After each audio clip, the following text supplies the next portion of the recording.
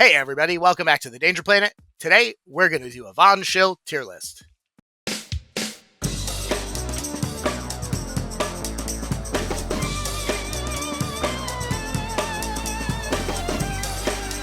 Welcome back. We're going to do it here live today.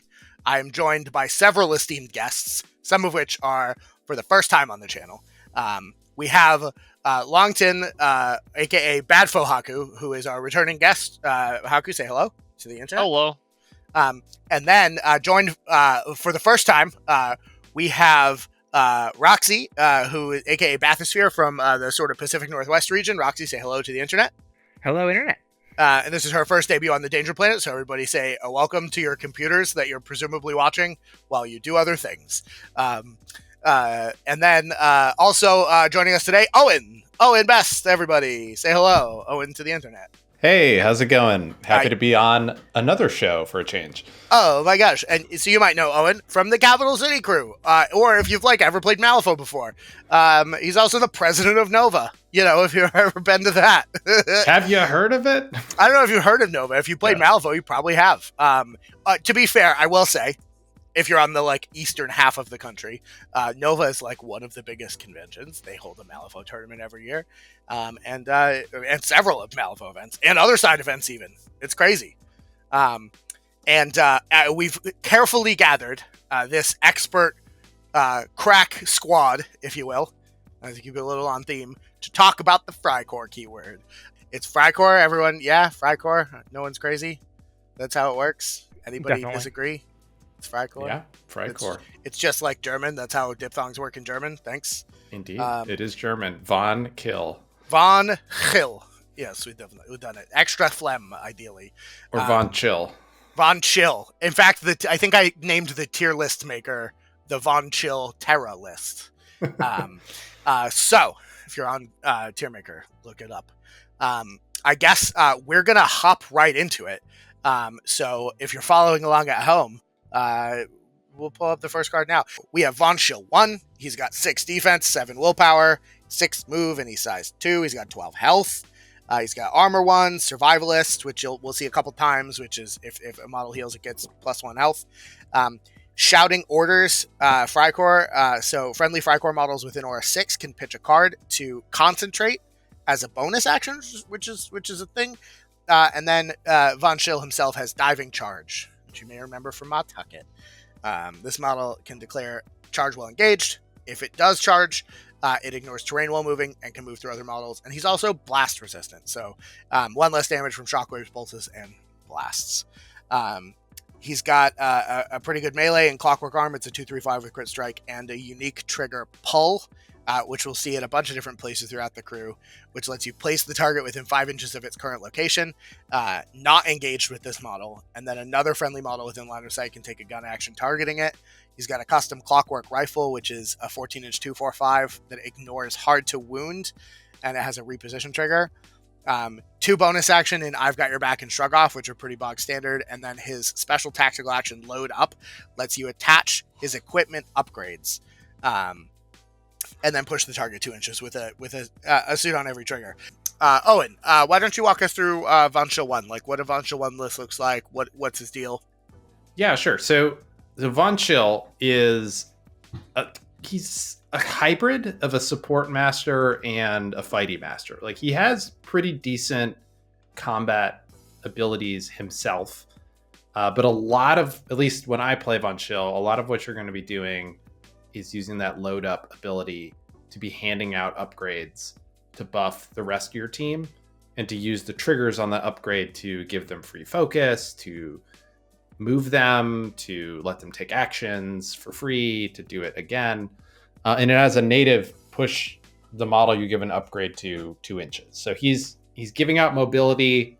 He's giving out cool toys and effects. We'll talk about the upgrades and what they do and how it fits in a minute. But for me, Von Schill is primary support, secondary. When he's done supporting, then he can go fight people, mostly shoot people. Personally, I find, but he can punch people in a pinch as well.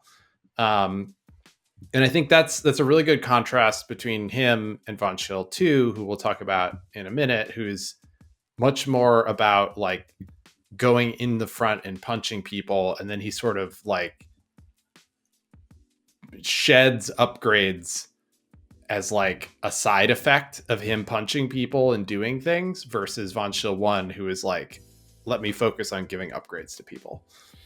Yeah, most of the time when I've seen Von Schill 1 or played against him, it's people are upgrading right up front and then eventually get to just trying to shoot stuff. But fair enough. Roxy, why don't you, let's talk about Von Schill 2 first. So Von Schill 2 has kind of different stats. So he's gone down a defense and a willpower. He's gone down a move. He kept the armor. And we see a couple other abilities. So he's gained Ruthless. He's gained Pass Off. So when he discards equipment upgrades, you can attach it to other friendly Freikorps models within Aura 8. And they get shielded, which doesn't cost cards, which is wild. He can't gain Stunned anymore. And he can take 2 different bonus actions, being one of, I think, like 2 or 3 total models in the game with Instinctual.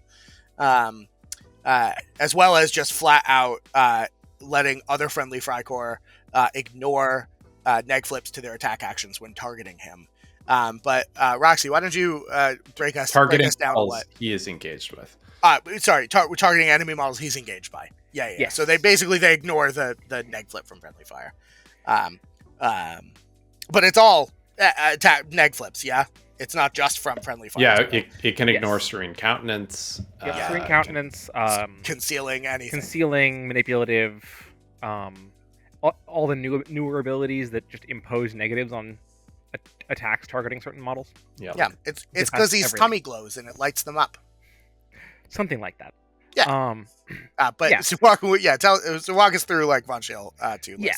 So Ironheart is kind of amusingly, considering how the model looks, less durable than Von Schill 1 in most situations.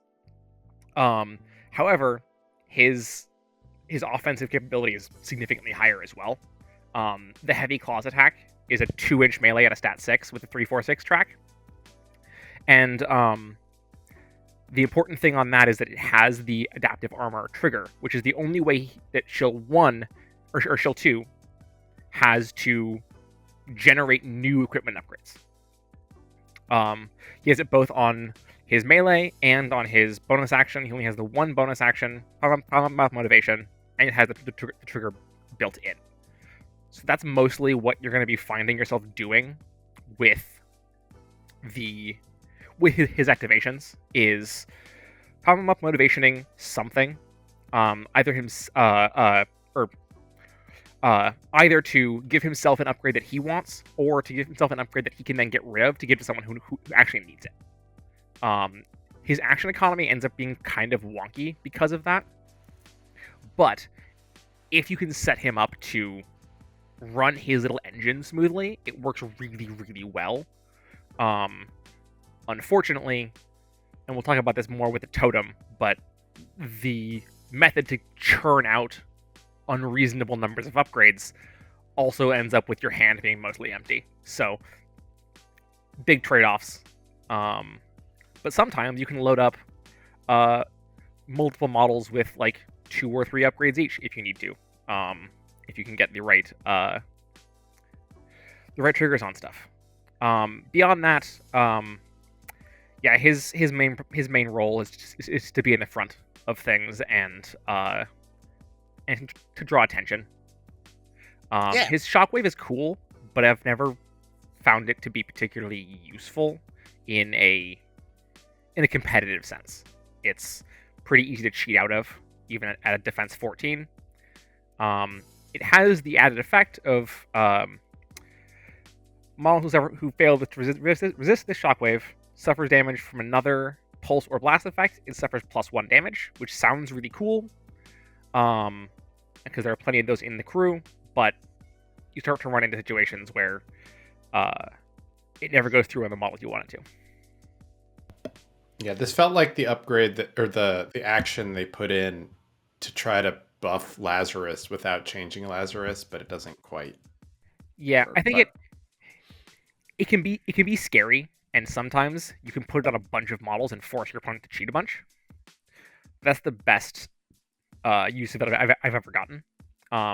There are a lot of shockwaves in the crew, though, if your opponent decides to group up and forgets that most of your shockwaves ignore line of sight.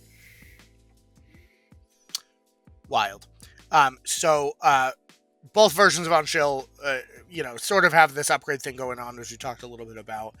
There's one more model that gives out upgrades, though. So we have the Steam Trunk, which is the model that you're going to see every time you play On-Shill, either version, because it's his totem. He gets it for free.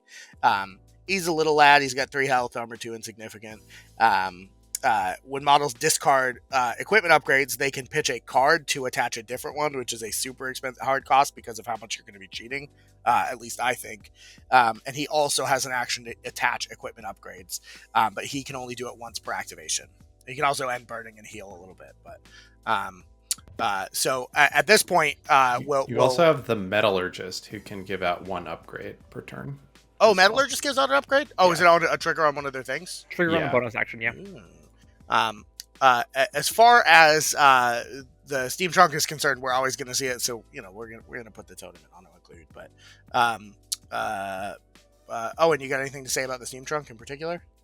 I mean, as totems go, I think it's actually a pretty decent totem. It has a heal on a bonus, which comes in clutch. It can end poison, so for like your random McMorning matchup, can ruin your day. It puts out burning, which can be helpful, and it explodes, right? So like a fun thing to do is to give itself the landmines upgrade and give itself demise explosive 4, and then just drive into the opponent's team and be like, cool, let me blow up and kill your dudes. So, but yeah, I think it's a pretty good totem. As totems overall go. Yeah. Haku, any Steam Trunk thoughts? No, it's a pretty standard guy. Yeah. Yeah. Yeah. Roxy, any Steam Trunk thoughts? I have thoughts on every model in this keyword, but I'll try to keep it short. The Steam Trunk is, as mentioned, Demise Explosive 2 can be crippling to your crew if you don't position it correctly. And if people know what to expect against Von Schill, you'll often find the Steam Trunk getting targeted very early because it's a huge part of keeping your engine running. So the Demise Explosive can be the detriment that you pay for the possible benefits. Also, it's a lot of fun to send the Steam Trunk on secret missions because it can do things like give itself rocket boots, leap, pitch a card, get a different upgrade, and then keep going. And occasionally people get distracted by it, and it can be a great piece to throw people off or put models where people don't want them to be, even though it is insignificant. Yeah, it's kind of unfortunate, and then also, I guess, good that it's insignificant. I know I, for one, whenever I play against Von Schill, mission numero uno is ignore schemes and strats and do everything I can to kill the totem because I have an irrational hatred of all totems. But I don't know that that's like the norm or good in general. Yeah, so we talked about these upgrades. What do they do? So there's 5 upgrades, right? They all have a different thing. They're each plentiful too, so you can have 2 out at any given time. Granted, you're not allowed to have more than 1 on any given model. And they all have a bunch of different actions on them. And some of them have even abilities. But whenever you use an action on them, you discard it. And there's a couple ways to mitigate that we'll talk about as we get through the models that do. Like, for instance, Von Schill 2 does it. The Trunk does it if you want to pitch a card. But why would you be limited to 1 per model? Because you can't have the same upgrade more than 1 copy. The same upgrade. Yes. But you get different. Yeah. Sorry. Yeah. To be clear, you're limited to no more than 1 copy of the same upgrade per model. You can have. I think in fact it was one of our achievements in our online league a couple months ago, or like last year, to have all 5 on the same model. So go for it. Why not? But Owen, best upgrade. Yeah, so I think it's important for those who aren't familiar, the general way that these upgrades work is all the upgrades either give an action or they all give an action, a bonus action, and then some of them give a passive effect. And all of them follow the pattern where either if you do the action or if like the effect ends, then you discard the upgrade. So they're all like one-time equipment uses. So for example, the best, it's kind of debatable which one is the best. I would say the best one is probably the rocket launcher. So you get a one-use, once per turn rocket launcher shot that's 12-inch range, stat 6, 2, 3, 4 with double blast on each of the damages and crit strike. So potentially pretty significant damage that can go out there. But the idea is you shoot it one time and that uses up the rocket launcher and then it falls off. Similarly, the rocket boots, which gives the attached model leap, when you use leap, then it falls off. The rocket boots also give you charge through, which can be relevant in some situations, which is get a positive to your damage flip when you charge. But I think those two in particular are the best from a mobility and a damage output standpoint. I would personally, I really, really like my third choice one, which is the reinforced assault shield, which gives the model you attach it to Arcane Shield 2. This is fantastic on Hannah or Arik to make them really survivable. And it gives I've got your back, which is situationally handy. But having a Hannah with shielded 2 who then like heals up, like it can make them very tanky. Then there's two that are much more situational. The grenade belt, which gives you some shockwave attacks, which are not particularly great, but one of them is a shockwave that removes ski markers.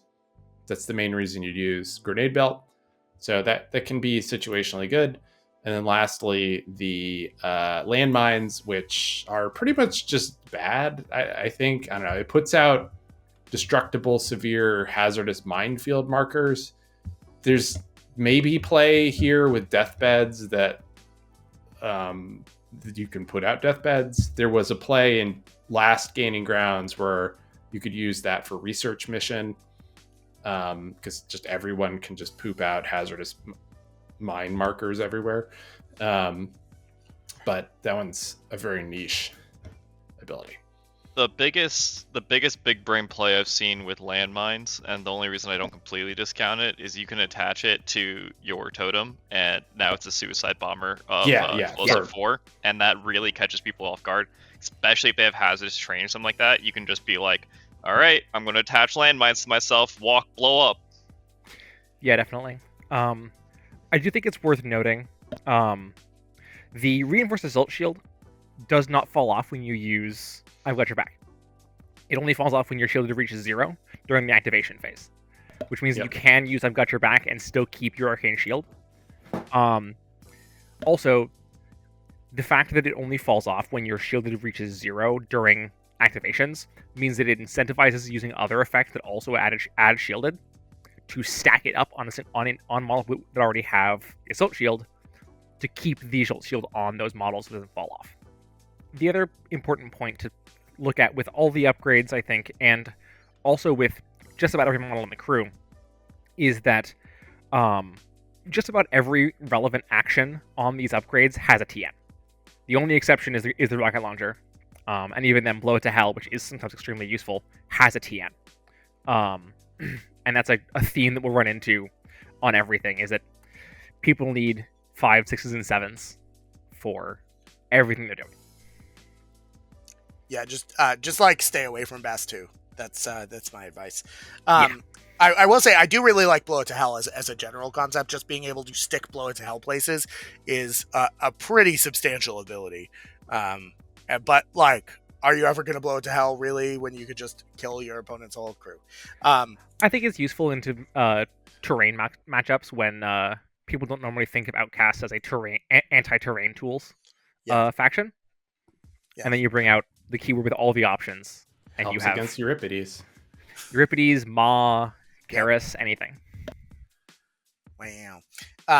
Well, I guess so. Upgrades aside, really important to know, and we talked about those. We talked about those guys. So let's just get into the crew itself. First up, we have the first of the two henchmen. We have Arik Schottemer. I don't know. I always have called him Schottenmeyer, but that's not. I think that's just because I heard people say that. But there's just like 20 letters missing from the ability to call him that.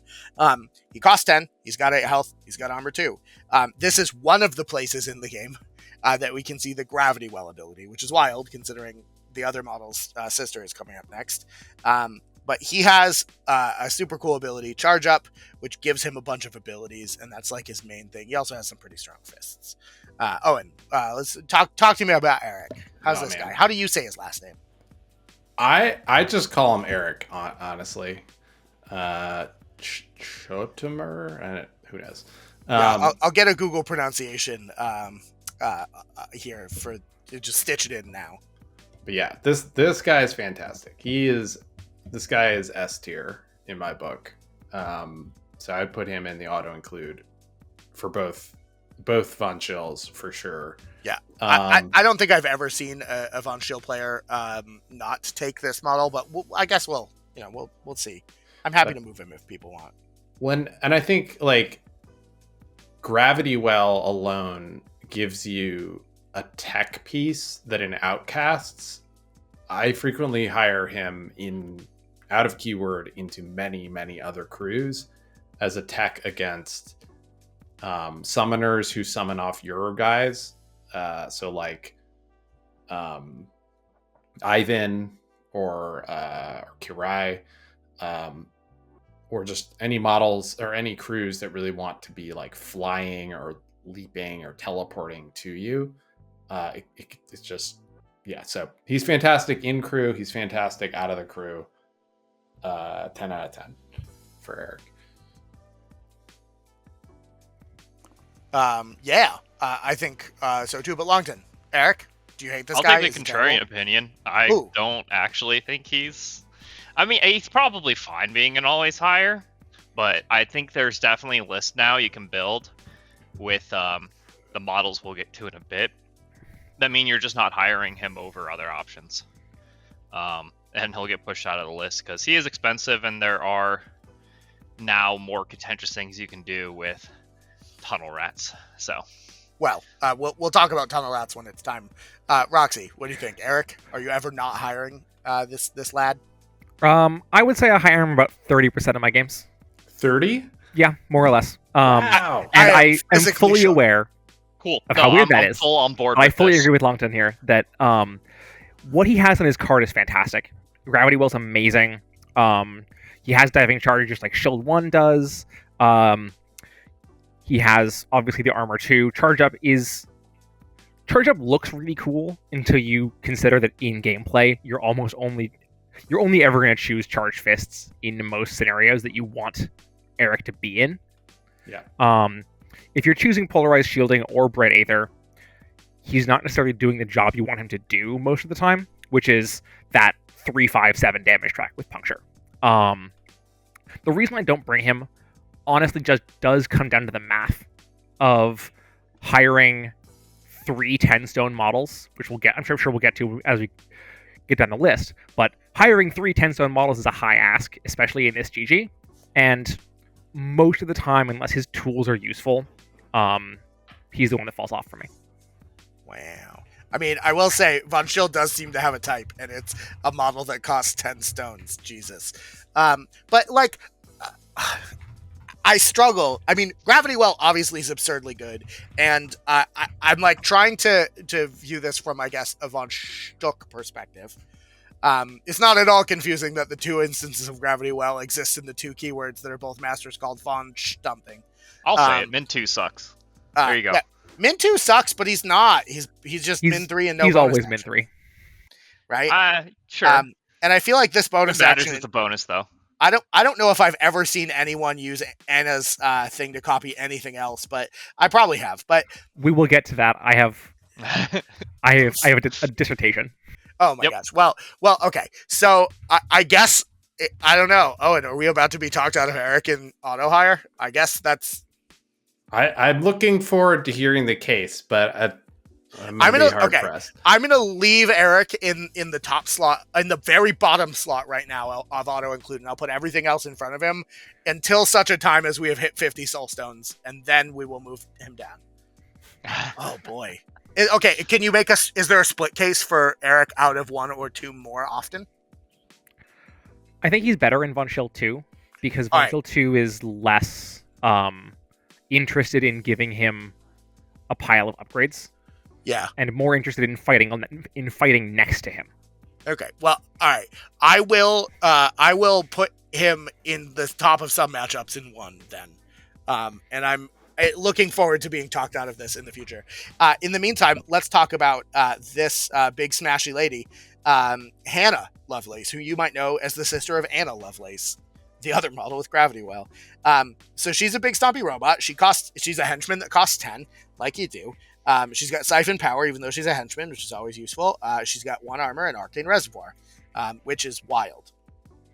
She's got ancient words, a decent range attack. She has enhanced fists, which is like a decent melee attack. Again, it's not min 3, but it's got crit strike, and she's a henchman with siphon power. Adaptive tactics, I think, is the big sort of contentious bit here, where she gets to copy actions, whether they're bonus or not, off of friendly Freikorps models, and potentially any conditions on what she copies it off of. But Owen, talk to me. Hannah. Yeah, she's a Lovelace. She's my other auto include. Although yeah. I don't think I've ever hired her out of keyword, but she's definitely an auto include in keyword. I have definitely seen Hannah and I think Arik both out of keyword, but I think Arik brings the more useful tech ability. But she is a pretty good model overall. But I think my only quibble with her is that just the flavor fail of being a giant robot with a 1-inch engage. But I get it from a balance perspective. Range 2 would be totally busted. You gotta have enhanced fists. I mean, look, they can't. No, I completely agree with you. It makes no sense at all. Haku, talk to me, Hannah. She was a model that used to be slept on. I don't really want to even say slept on. She was worth dropping, I think, before Tunnel Rats came out, and now she's definitely a auto include in every list. And now she's just a henchman with secret tunnels. Is that what's happening? Yeah, so she used to just be a very good model. Arcane Reservoir, obviously very strong. The taking of abilities, honestly, just to end conditions is actually very underrated. In a lot of matchups. Don't forget that's a trigger. And then, but overall, min 2, kind of sad. Don't get me wrong. She also has a way to be min 3. And unlike Arik, can actually get to min 4, which is why she's a bit more relevant there now as the beater. She can be min 5 with Arik. Yeah. Yes. Double crit strike plus Arik. She can be. That's a little more 579 damage. Plan, but pretty good. It is very strong. Look, 5-7. So you have to watch out for it for sure. Yeah. I don't know. 579 is no Seamus gun though. Because it's 1 higher than Seamus and all. Okay, all right. Do you have any specific crazy adaptive tactics nonsense you wanna espouse, or shall we pass the torch onto Roxy? I think it's all. I mean, Secret Tunnel is the new thing that she wants to be doing with adaptive tactics. I think Plan B is copying Arik's punch. Plan C is really just those two, honestly. yeah. All right. Well, Roxy, what do you think? Hannah, what are you doing with this lady? Hannah Lovelace is probably my favorite model in the entire game. I will do my best not to overstate or anything like that, but personally, I find that I have a massive affinity to the 4, 6, 8 damage track, as evidenced with other stuff that I play. But the ability to catapult Hannah, especially now with access to Secret Passage as a bonus action for her, into the enemy crew, slug something for 8 or more if you can hit with more than one attack, and then pull her back out with the Reinforced Assault Shield, and I've got your back, is a little bit insane when people aren't expecting it. And when they are expecting it, you can play around the threat that provides. I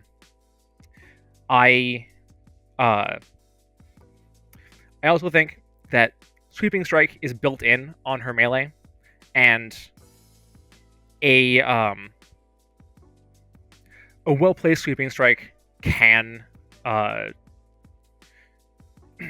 decimate small models, especially the type of models that want to sit behind a larger model and poke them to support them in some way. Plus, she also has delay, and occasionally handing out slow to something when the perception of the model is this is a model that punches me for 8 can be an incredibly good option to have in your back pocket. I generally think that what takes her over the edge for me is Safe and Power, because it means that you're more often than not needing to stone for suits, unless you really need the 8. Oftentimes, depending on the target you're picking for her, 7 damage can be enough, and the real swing can be the yo-yo of setting her in and pulling her back out. Adaptive Tactics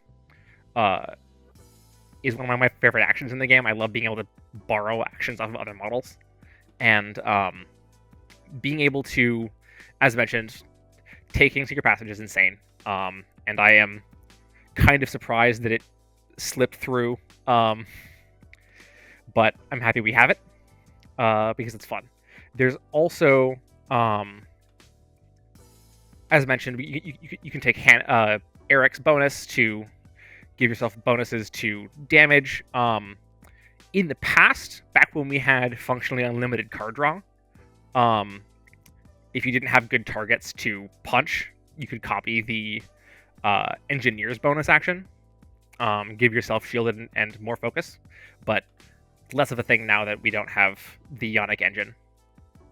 There's also options to just pull something like the Librarian's bonus to get a minion out of engagement, or something like the Metallurgist to be able to move things around, or vent steam can be incredibly debilitating and confusing for your opponent. Yeah, I guess technically she can... Oh, no, you can't do an action that attaches upgrades. So you can't copy. Yeah, you can't quite do that, but sometimes just Hannah with 3 inches of hazardous around her on a 50 mil base is enough to throw your opponent off, because they often don't expect it. Yeah, I do kind of worry when playing against Von Schill, because Vent Steam could come out of literally anywhere. But yeah, there's certainly a lot that she can do, and I think that having a model that your opponent has to like do mental gymnastics trying to not get completely wrangled by is a huge asset in a game like Malifaux, where like the resource, like one of the resources and one of probably the most difficult to maintain resources is like your bandwidth mentally. I think there's a lot to be said for that. Sorry to cut you off, though. I don't know if you had anything else, Roxy. The only other thing I have is we didn't even mention that she has Ancient Words, which sometimes, again, no one expects you to pull an 8-inch range attack and a moderate of 4 out of a model that big. Also, Glimpse like the Void is a trigger. Yeah, it's like the you only have glimpsable, auto-fixable glimpse model. Yeah, which is, as anyone who plays Terra knows, very, very good.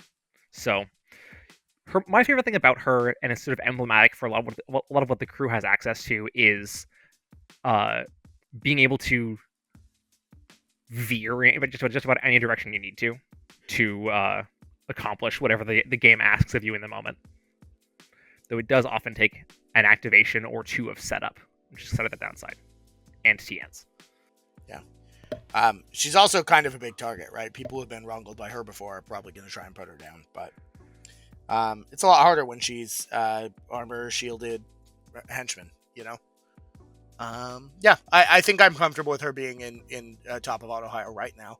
We'll see if anything dethrones her, but in the meantime, we got this Metallurgist.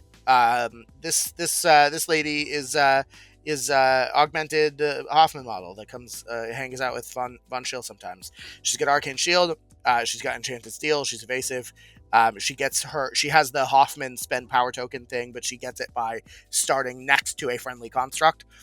And she has an okay melee attack. It's kind of shitty mid and damage, but it ignores armor. She has Command Construct as a bonus action. She can vent Steam, and then she has another bonus action that lets her move constructs towards scrap markers, and she can attach an upgrade with that as well. Owen, what you think? Metallurgist, she just a temper steel lady, or she got more play? I personally, I think she's a very swingy model because in certain matchups she's S tier, and most of the time she's like D tier. Like she's either coming, for me at least, she's coming in for the matchup against hazardous terrain crews or black blood, like ping pulse type crews, or she's not coming at all.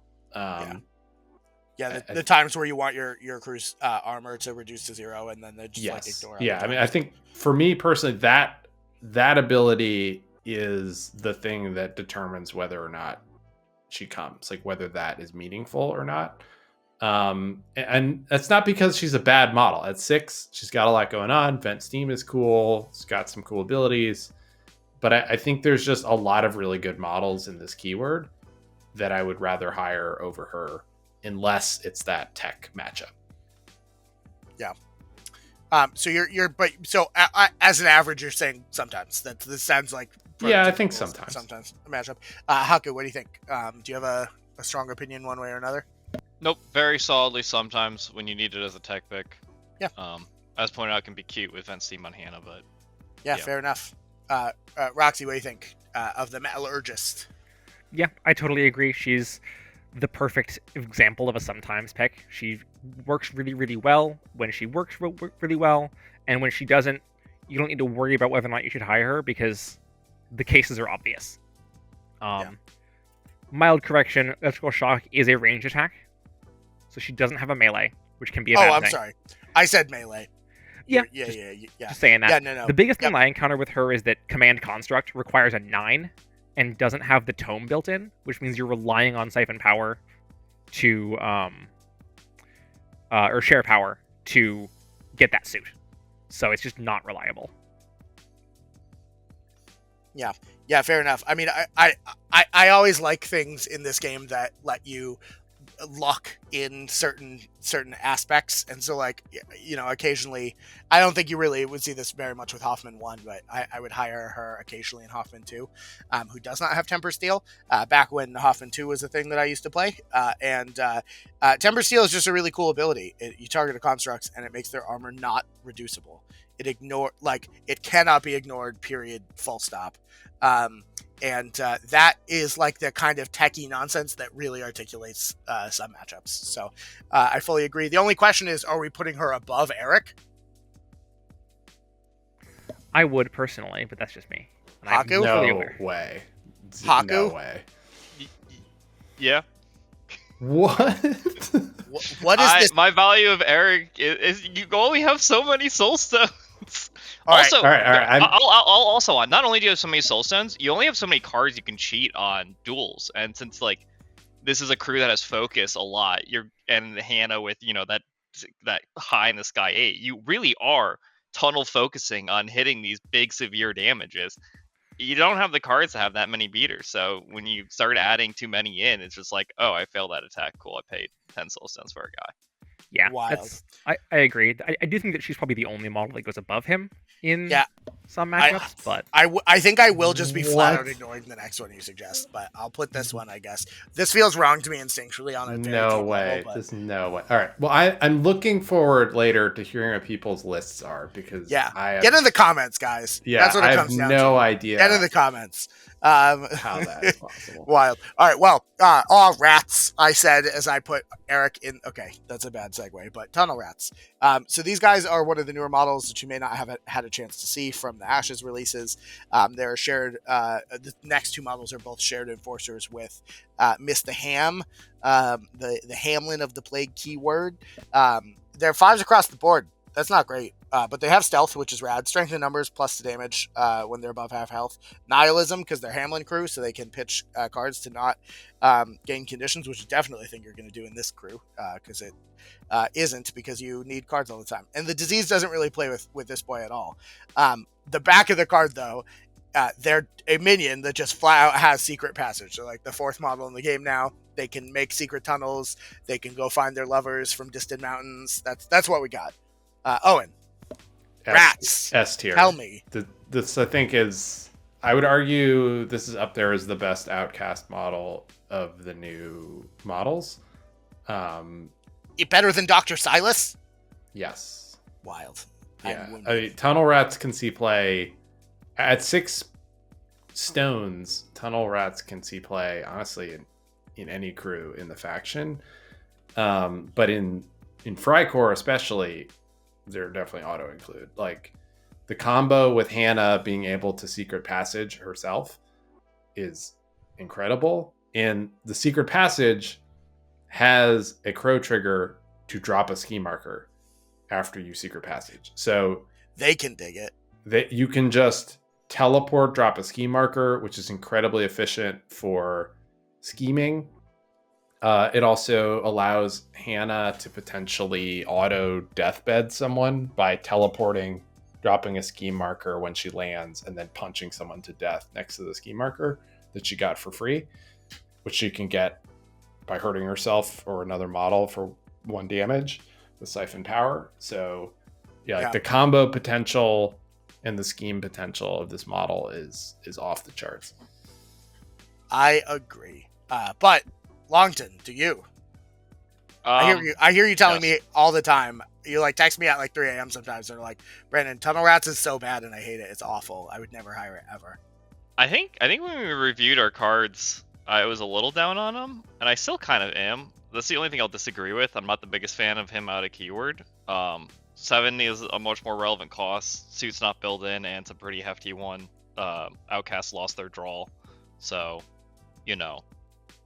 But that's very technical. Inside Freikorps, he's S tier, amazing, God tier.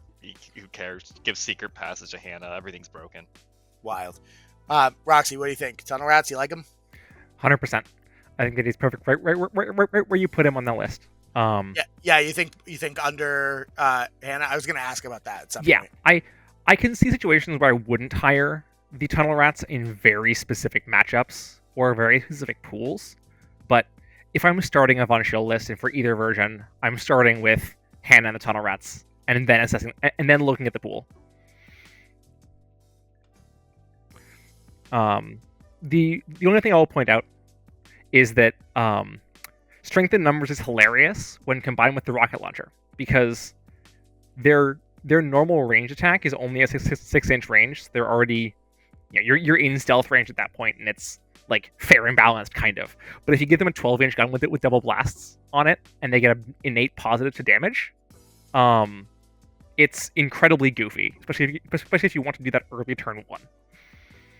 Yeah, I do like kind of the image of them being like, I don't know, like a, not Roblox, what's the game? A Fortnite character where they just pop out of nowhere and then boom, rocket launcher. I don't know if that's how Fortnite works. I've never played Fortnite, but that's what it is in my brain. I like these guys. I think they're really good. They're a cool model. I love models, especially more now than ever, that are like multiple dudes on the same base. So that's pretty rad. And I love that they made the model a guy, but he's just cut off at the waist because he's digging in a tunnel. It's good world building.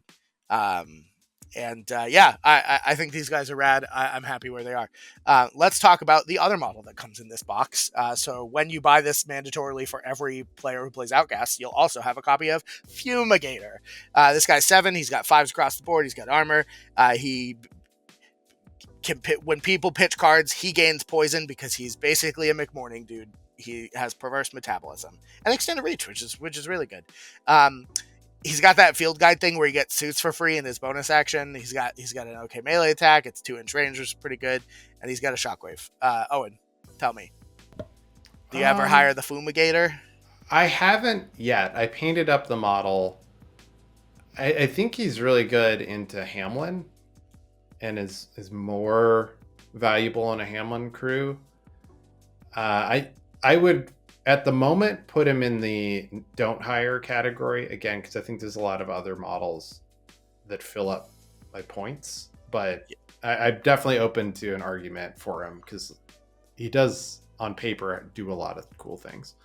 Yeah. Haku, is this guy just a deep state plant to convince us to buy more Malifaux because he can summon Malifaux rats, and the only way to get those is the Hamlin core box, unless there's another box that I'm forgetting? You are forgetting. First of all, there's like 3 Hamlin boxes, and there are multiple boxes you can buy that have rats. Second of all, who buys rats? You can buy cats. Throw cats at people. Sure. Cats don't go squeak, though, so it's sort of conflict of interest. Kittens do, though. Yeah. Yeah, I don't know. You probably don't hire him in Freikorps. I'm a massive fan of this guy in Hamlin. It's insane how many rats you can get. It's honestly a little funny that you can think about doing the rat thing for pass tokens now in Freikorps, just to make sure you get 2 activations in a row. I think that has actual serious viability, particularly in Von Schill 2, where you would want to go in with like Schill and Hannah in one turn, back to back. And then if you summon 2 more rats, you can just start making them into Rat Kings, starting on turn 2, which is probably a meme, but I don't know, it's funny. I'd try it once. Yo, okay. Wild. Just remember, if you have all the rats in play, the Rat King gets 47 continuous actions. It's not true. It does not. Roxy, what do you think? Are they all wrong? I'm going to continue to disagree with the rest of the crowd here and say, yeah, I would put him in some matchups. I like him a lot in the specific thing that he does. Okay.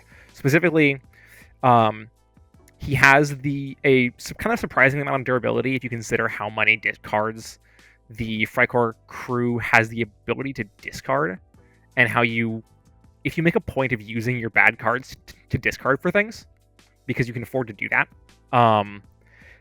he can pretty easily build up some poison over the first 2 turns, and then go somewhere turn 3 and just be really difficult to deal with, or just difficult to remove without sending a significant beater to go deal with him.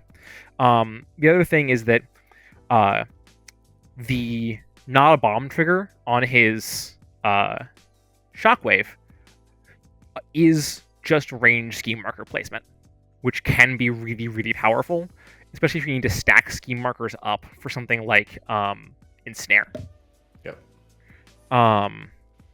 But that's really the main thing. I like his melee being a 2-inch with blasts and poison. That's cool, but it doesn't take him over the edge really in any way. Yeah. But I like him into crews that are going to be coming at me in melee. Yeah. I will say, I do really like, as a Von Stuck aficionado, boy am I a fan of Not a Bomb. I do kind of like this guy a little bit more, and I think I'm willing to bump him up. I'm going to bump him up to the bottom of some matchups. And maybe I'm wrong about this, but I do, like, 2-inch melee with blast built in can only be so bad, I think. And, Not a Bomb is particularly relevant. Maybe if there's not a relevant use case for Not a Bomb in the next GG, like GG5, whenever that comes out, then maybe we'll maybe we'll tone it down a bit. But I think I kind of like these guys. And also, just so we're clear, I'm officially for the internet calling dibs on this now. But you know that thing that all the YouTubers are talking about, Fum. If you want to sponsor us and get with Weird, we could do like a model release, like flavor, anti like quit smoking aid type thing with this guy, and you could attach a Fum to the back of him. I'm sure it'd work. And again, dibs, like I'm calling it now. So. You guys can't partner without me. That's the danger plan. I think this guy would have been way better in GG3 than he is in GG4, just because he likes standing in one spot and not moving. Yeah, that's right. And making the area around him not fun for your opponent. Yeah, extended reach is a hell of a drug. Yeah, even discounting the Yannic things, like just not having to move around too much is a benefit for many models in Freikorps. Yeah, you only have so many rocket boots. Well, speaking of some of the models in Freikorps, let's talk about the best one that I'm just going to windmill slam into auto-include. Lazarus. Lazarus. Oh, and I'm not even... this guy costs 9. He's got armor, which I've heard is bad. Do you have anything to say about him? I think he is in the running, I think, for worst model in the faction of Outcasts, not just Freikorps. Yowzer. All right. Like, this is one of the worst models. All right, but is he in the running for the only model in the faction that some versions of come with a screw, like a physical screw? I don't know what it does, but I know that that's a thing. I mean, sure. Nice. I mean, he's got good flavor. I mean, unyielding is cool. He can't get obeyed, dog. Like, let's go. Yeah, but yeah, no. I mean, like,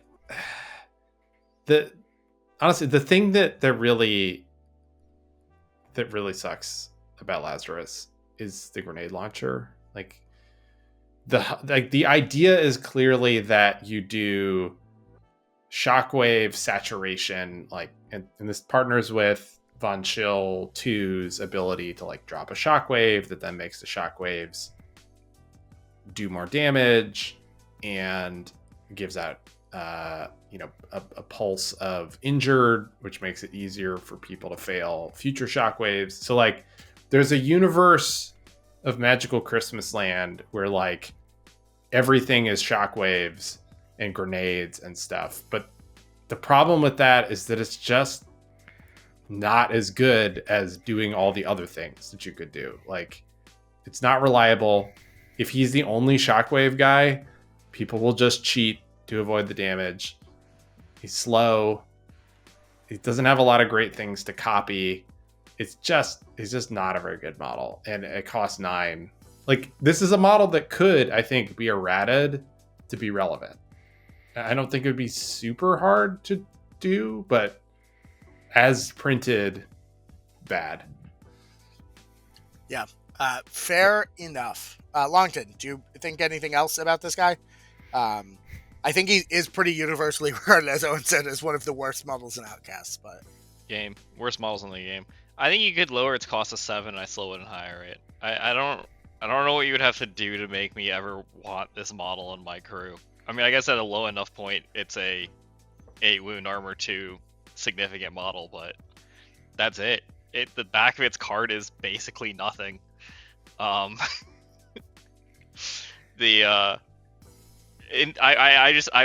trying to like think of like what would be like the craziest ability you could simulate that would make this model good, and it would be like the artillery strikes from Tall, maybe.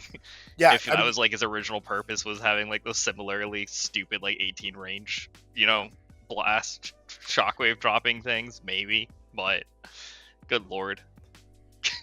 Now I will say, if there was a way to put out a lot of injured on models, so that the shockwave wasn't just a relatively trivial hand tax.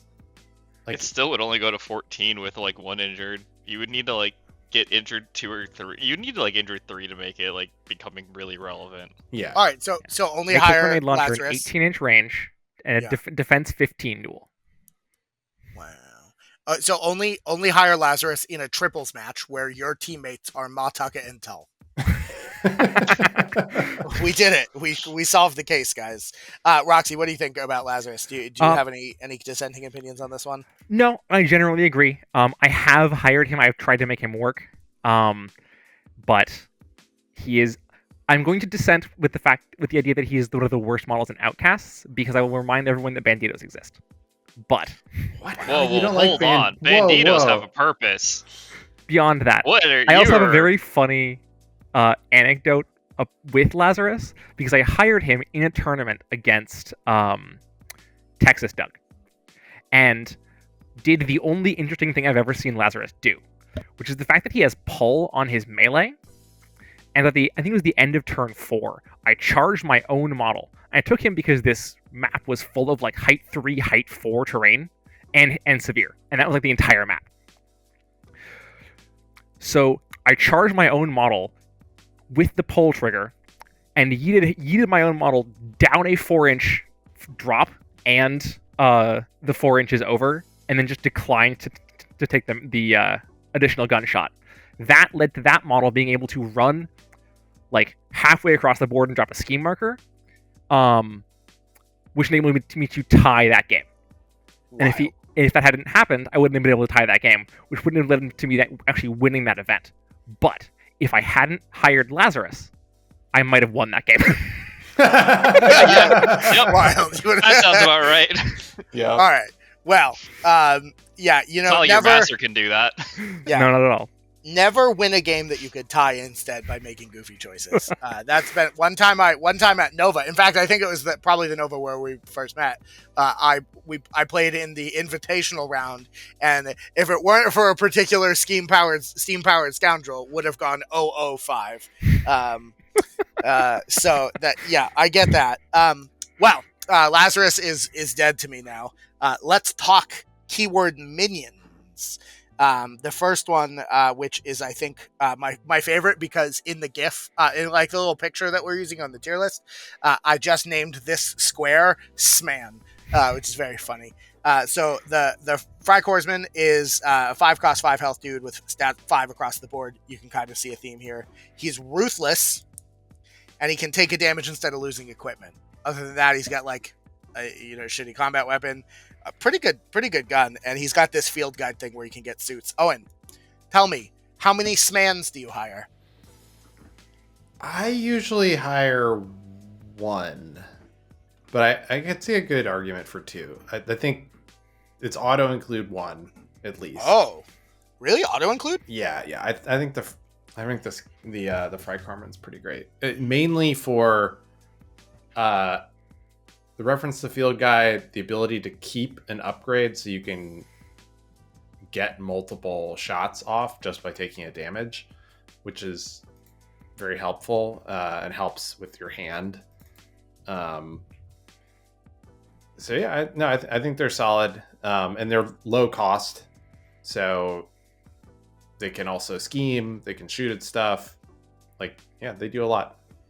Yeah. Wow, what a Sman. Longton. What do you think? Freikorpsmann? Nah, I'm never hiring these guys. No Smans? Oh.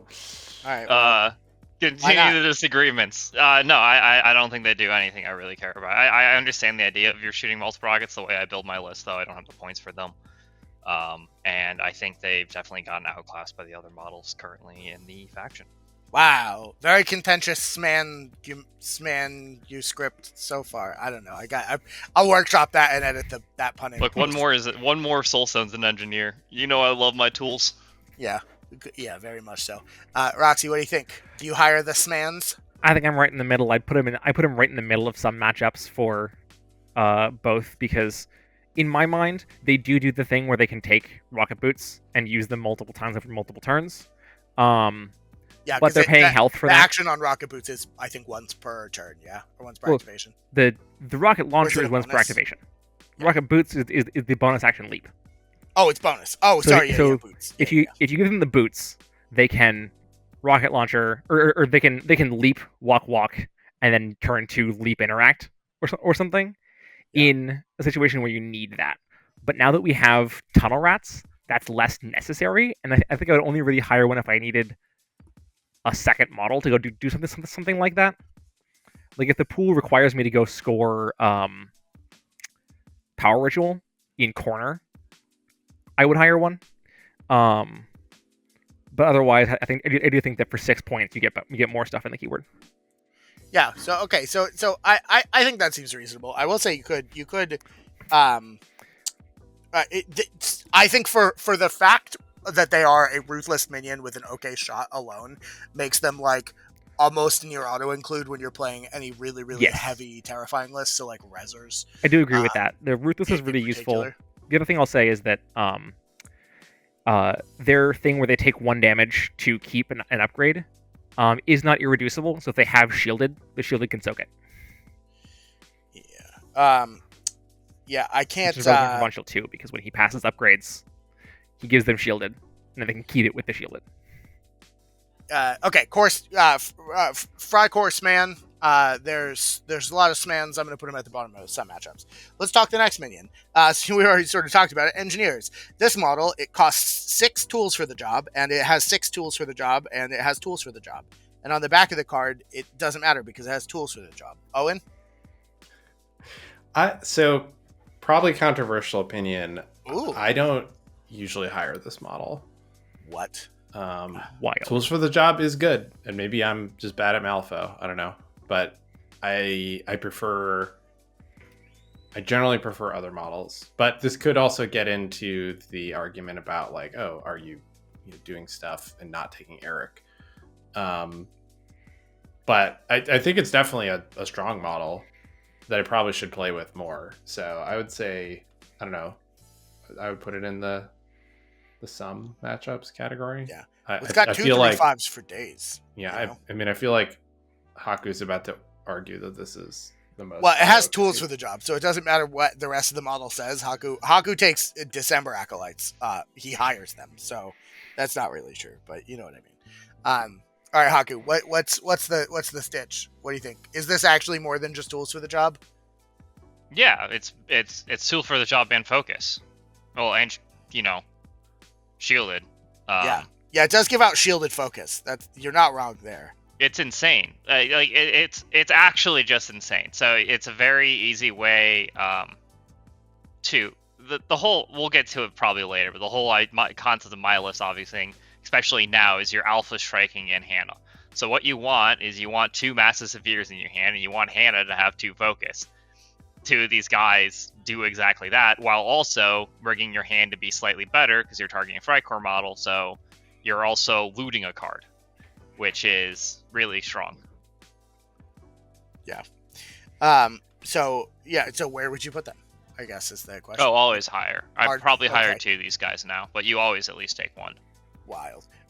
Roxy, what do you think? You're splitting the difference here, I think. I agree that I think you always hire 1.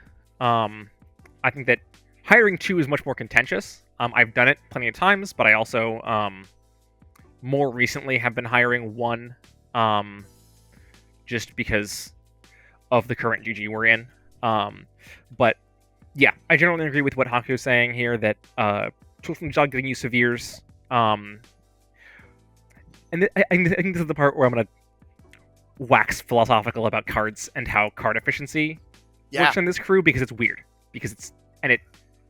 Not having Yannic hurts this crew more than many others, because this crew is so TN heavy and relies so heavily on those sort of mid TNs. Most of the TNs you care about are either like a 5 or above, and it really hurts when you pay the cost of discarding a card for their bonus action, and then you have to cheat it, because then you're no longer card neutral, you're card negative. And it's still incredibly good action. If you're getting the focus out of it, it's worth cheating. But you start to get into situations where I've discarded a card that I had like a 2 or whatever that I wasn't going to use, but now, do I cheat this 8 that I have? This is the next lowest card to get this to go off? Or do I let the card that I discarded there go and be at a loss and not get the effects? And the I've been using these mostly looking at their Clockwork Revolver and the fact that it has Crit Strike on it, if you can discard a mask with tools, they're able to very reliably hit those, or at least threaten the Min-3 for 6 points. Do you mean a ram? Sorry, yes, a ram. The alternative, of course, being pitching the tome for preparations on strength and armor, which is, I think the other thing about this model that sort of epitomizes how I play Freikorps, at least, is that it is a very action funneling type of model, where the engineer wants to funnel its resources into other models so that those models perform essentially over their point value, right? Like, if you're giving upgrades or free focus or overshielding or whatever to basically any model in the keyword, you are enabling it to operate at above what its point cost would otherwise suggest. Because all the models, I would say, are, with the obvious exception, decent for their point cost.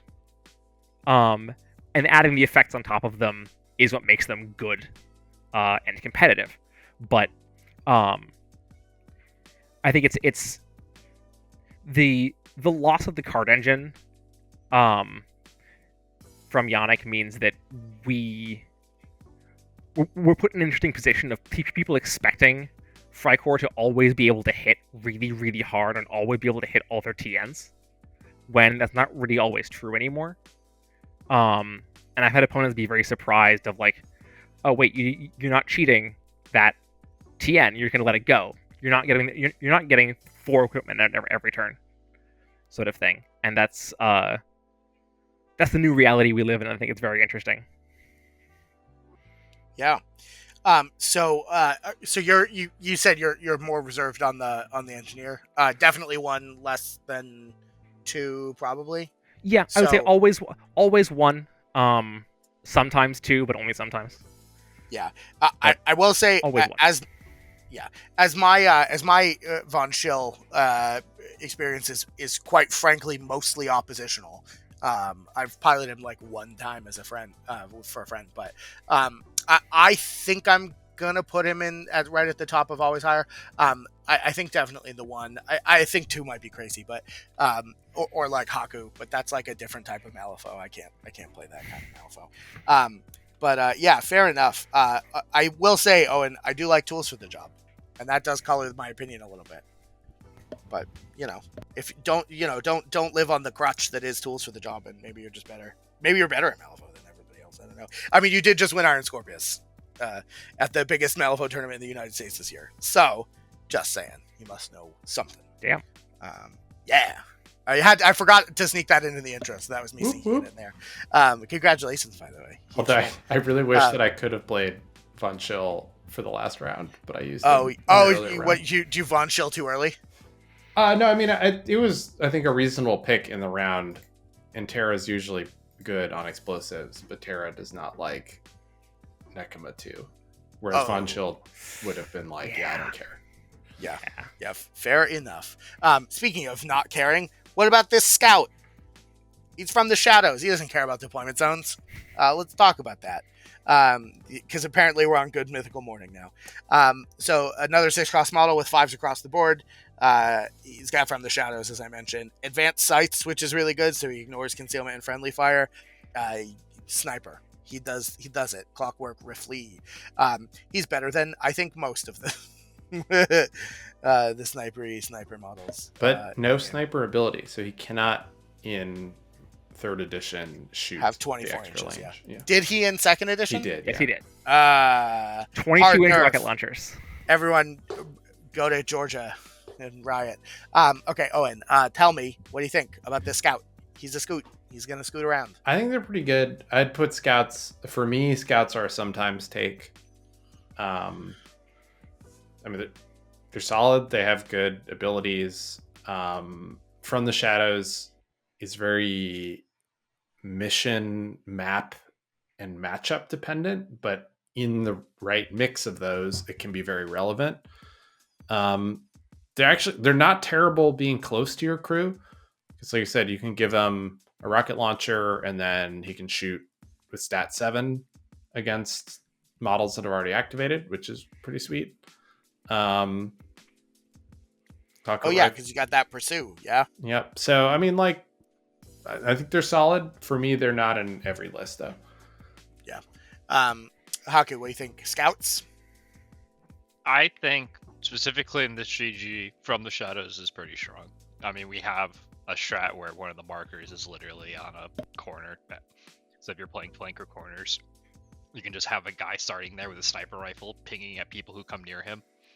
So definitely viable. I agree with sometimes. He's pretty low on my list, but I can definitely see it justified with From the Shadows. Yeah. Roxy, what do you think? Yeah, I think that especially this GG sometimes is a. I would put him at the very bottom of sometimes personally. It's only because I like the next two minions a lot more. Do you think we're hiring this man more than this guy? I think so.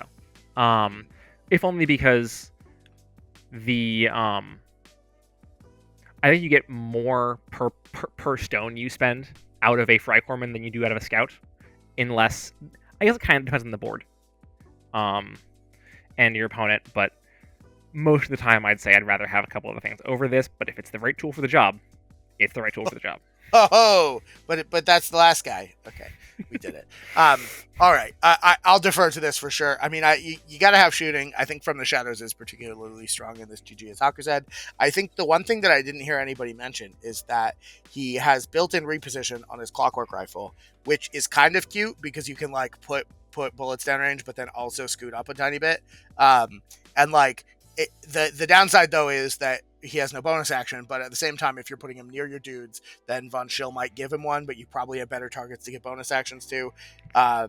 So like not having a bonus action unless he's engaged, which quite frankly, if you're engaged, then you've already lost this battle with the sniping. Yeah. It's confusing. There's a couple models in the game that are like, we're going to shoot things, but then also we have a bonus action that doesn't do anything. So, yeah, I don't know. I think that seems very reasonable. That line of thinking is exactly why I think he should be where he is. Yeah. All right, let's talk Drachen Trooper. Yeah. Drachen. This boy's he's a lad. Can't get poisoned or injured. He blows up when he dies, and he has a generic. Not generic, but a all of this of one type marker removal. So it's kind of generic. So you can name any type that's not scheme. Marker removal ability that's really good. And I think you see him out of keyword a lot for that. But Owen, talk to me. Drachen. I really like the Drachen Trooper. I liked the Drachen Trooper before the errata, even though it was a bad choice, frankly. I think the errata made it a much more viable model. I think for me, it's still a sometimes, but that the marker removal can be extremely relevant in the right against the right crews.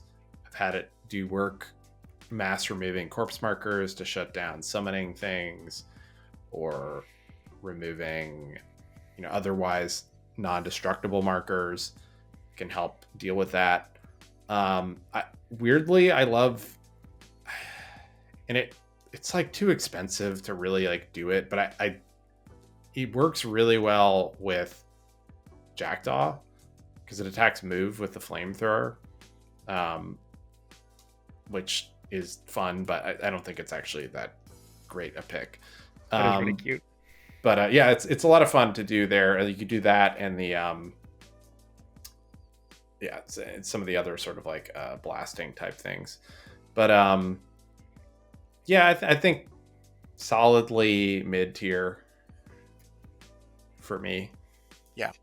Haku, do you Drachen or do you Trooper? I think he nailed it. Solidly mid tier. So I guess Trooper. I don't know. Yeah, fair. Yeah, Trooper. That's definitely especially Trooper. as he pointed out, corpse markers are huge because Sir Rotten is now a monster. So Sir Rotten Dead Riders, I think you're just going to see in Rezzers a lot. Yeah. Yeah, I don't know what I would do against an army that could hire Drachen Troopers. I guess I just kill it, but yeah. So you're going to need to pick up corpse markers. You got the Rift markers from Asami, the new Asami. So. Pyre markers. There's the pyre markers for them. Many spoil things. alerts. Sonya's really strong right now. Karis is still fine. Every faction has somebody that has really annoying markers. So, Oh, I will say, if you're playing against an Ursura Rotten player who's doing all the zombie stuff, you shouldn't use the Drachen Trooper to remove corpses because I think that's technically against the Geneva Convention. Roxy, what do you think? Yeah, I think I agree with the placement. I really like the Drachen Trooper. When they perform, they sometimes even overperform. The ability to apply damage and 2 burning to something means that if you have with the a blast on opportunity, every level, right? Yeah, it means if you have the opportunity to really lay into something and get multiple hits, 2 hits is 2 damage. Is 2 damage from burning, and that can become a huge problem. That can, in the best case for your opponent, sink actions to assist it off, and then light it up again. Removing those markers it's the option you have for removing markers when you pick Von Schill into a marker crew, and is one of the reasons why Von Schill does not fear marker crews. I also really like sending them off kind of in a direction in a little squad with a second minion, either a librarian or a engineer, and just let them kind of go a different direction from where the core of the fighting is, because they can challenge a lot of things that your opponent doesn't really want challenge when all the fighting is happening in a different area of the map. Yeah. Also, mass condition removal is just not a thing that's in the game, really. And that is true. Having it on a model is kind of wild. Yeah. Pandora hates this model. Yeah. Yep. You just hide him in the back. Yeah. Yep. Yeah. He's well, got not too much. Shit ton You of still get the utilities. burning, so she can still mess with you. But yeah. But because I'm bit hiring Iggy. That's gonna happen, Haku, for sure. No, I mean you get the It's happening burning, against me. so she can change the condition to what she wants it to be. Oh yeah. So after you that's remove the true. condition, she can then go and then give you a different annoying condition. Yeah. Yeah. I did have a Pandora player hire Iggy against me playing Von Schill because they were anticipating the Dragon Trooper. It was really funny. Wild. I won. Yeah, I've hired Iggy one time in my life, and it was against Estonia. And I still probably wouldn't do it again. Wild. Well, let's talk about the last keyword minion before we do some out of keyword nonsense, and that is, of course, the Freikorps Librarian. Now, this is a bit more expensive. I think it's like tied for Drachen Trooper for most expensive minion. 7 cost. It's got 7 health, arcane shield, siphon power, and it's got ancient words, healing energy, and consolidate power. Owen. So, this is a model that I pretty much include in all of my lists, but I don't love doing that, and I might, after this conversation, revisit that choice. So, if you'd asked just off the bat, I was like, yeah, I'll take these guys. I think in my tiering, I was like, they're solidly B tier. Like, the heal is helpful to keep your guys alive. The consolidate power can help you move your other minions around, especially if you take a Drachen Trooper, you can move them into position. But I don't love them at 7. I think if they were 6, they'd be a little too good at some things for 6. But I think they're pretty good. But I'm curious to hear what other people think. Me too. Specifically at this particular moment. Haku. Yeah, no, they're mid. They're just very mid. There's probably no real reason to hire them, honestly.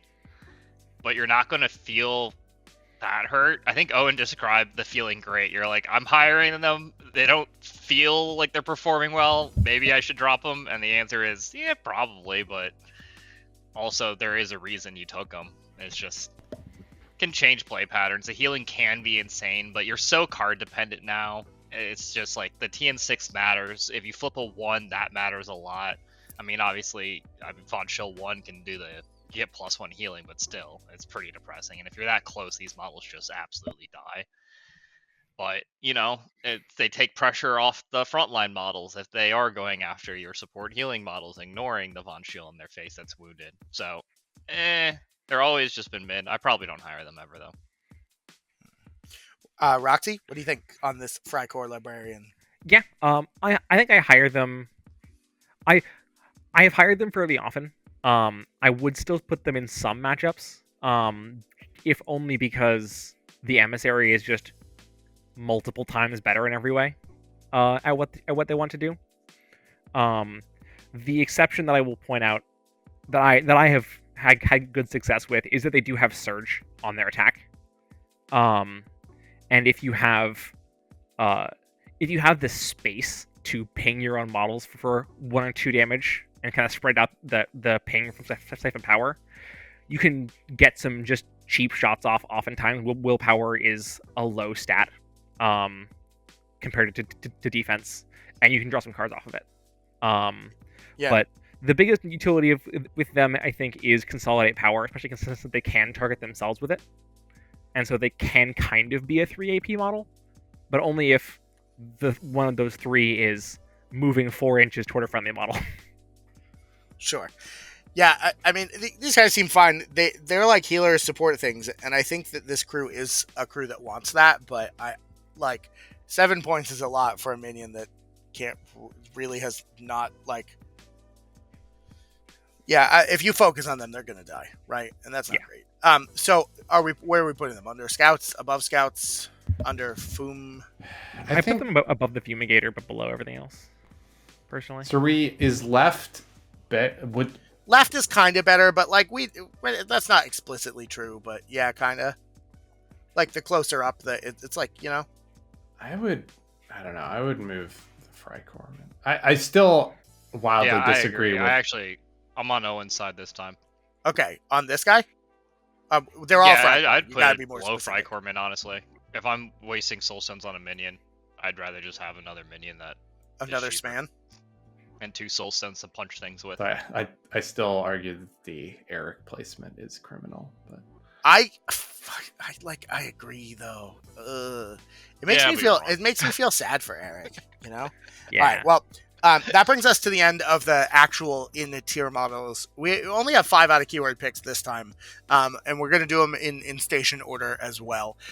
So one of the things I think that really we kind of, I guess, wanted to talk about, and this is more in a generalist sense. We'll go over these, and then we'll go over some like how to play, how to not play, or how to play against. But Roxy, you want to talk about ZIPP a little bit? Do you want to just sort of hit that up, and then we'll throw him down? Yeah, I think I don't think you ever hire ZIPP if you're in a good position as a second master. But if you, with almost any outcast keyword, declare your master, and the master declared across from you is your worst nightmare, whatever you think that is, hiring ZIPP as a second master is never a bad decision, in my opinion. In the absolute worst case, you will have more fun losing playing with ZIPP in your crew.